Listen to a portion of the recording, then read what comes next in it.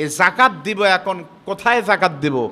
এই জাকাত দেওয়ার খাত কোরআন বলতেছে জাকাত দেওয়া লাগবে 8টি জায়গায়। বলেন কয়টি জায়গায়? মুখস্থ করেন, 8টা জায়গায় আপনারা যথাযথভাবে প্রপার জায়গায় যদি জাকাতের অর্থ তুলে না দেন তাহলে কিন্তু জাকাত হবে না। আপনার অর্থ যেমন কষ্টের, এই জাকাতের সম্পদটা যথাযথ জায়গায় পৌঁছে দেওয়ার দায়িত্ব কিন্তু আপনার। কোথায় কোথায় দেবেন আর কোথায় কোথায় দেবেন না খুব ভালো করে খেয়াল করেন। 1 নম্বর হলো ফকির। সমাজে যাদের কোনো সম্পদ নেই, একেবারে খুবই অল্প, যা দিয়ে তার জীবন ধারণ সম্ভব নয়, এই ব্যক্তিগুলো কিন্তু বেশি হকদার, 1 নম্বর। 2 নম্বর হলো মিসকিন, যাদের কিছু আছে, এই কিছু দিয়ে তাদের কিছুই হয় না, এরকম ব্যক্তি ফকির। 2 নম্বর মিসকিন। 3 নম্বর হলো আমিল।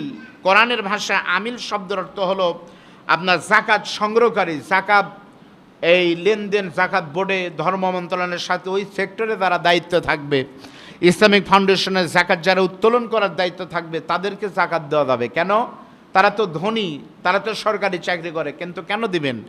এই কেনর মানে হলো আপনি তাদেরকে জাকাত হিসাবে দিচ্ছেন না, তারা জাকাত হিসাবে নিচ্ছে না, তারা বেতন হিসাবে এটা নিবে। সেজন্য সে ধনী হলে সে তার জাকাত নিচ্ছে না, সে কি নিচ্ছে? বেতন। সে বেতন তো প্রধানমন্ত্রীও নিচ্ছে, আমরাও নিচ্ছি, সেজন্য তাদেরকে আপনি জাকাত দিতে পারবেন। 4 নম্বর হলো মুআল্লাফাতুল কুলুব। মুআল্লাফাতুল কুলুব শব্দের অর্থ হলো এমন ব্যক্তি যারা ইসলাম মুসলমান না। আপনার একজন বন্ধু গরিব, আপনার একজন প্রতিবেশী গরিব হিন্দু, ইসলামের অনেক নিয়ম কানুন তারা ভালোবাসে, এমন নাই? আমাদের সাথে দেখা হয় মাহফিলে গিয়ে, হিন্দু মানুষ দান করতেছে, বলতেছে হুজুর আপনার ওয়াজ খুব ভালো লাগছে, আমি ওয়াজ শুনে 1000 টাকা দিলাম। অহরহ ঘটনা ঘটে। তো এই সকল ব্যক্তি যাদের অন্তর ইসলামের প্রতি ঝুঁকে দেওয়ার সম্ভাবনা আছে, দিনের স্বার্থে তাদেরকে আপনি জাকাত দিতে পারবেন। এমনি হিন্দুদের না, এমনি অমুসলিমদের না। সেমন টার্গেট নিয়ে যদি আপনি দিনের জন্য দিতে পারেন, দিন প্রচারের জন্য, দিনের জন্য তাকে আগ্রহী করে তুলতে, তাহলে আপনার অবশ্যই সমস্যা নাই, দিতে পারবেন। এরপরে হলো রেকব। রেকব শব্দের অর্থ হলো দাস মুক্তি। আগের সময়ে মক্কা মদিনায় দাস বিক্রয় হতো, হাটে মানুষ বিক্রয় হতো গরু ছাগলের মতো। এখন আর দাস নাই। তাহলে এখন কি?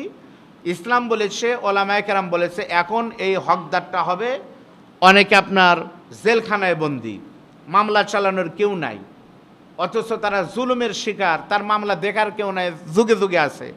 আপনার এই জাকাতের টাকা দিয়ে এমন মানুষ যার মামলাটা সচল করতে পারলে লোকটা জেল থেকে কি হবে? মুক্ত হবে। তাকে আপনি নিঃসন্দেহে জাকাত দিতে পারবেন, কোরআন বলছে। এরপরে গুরুত্বপূর্ণ 6 নম্বর টপিকের নাম হলো অল গারিমিন।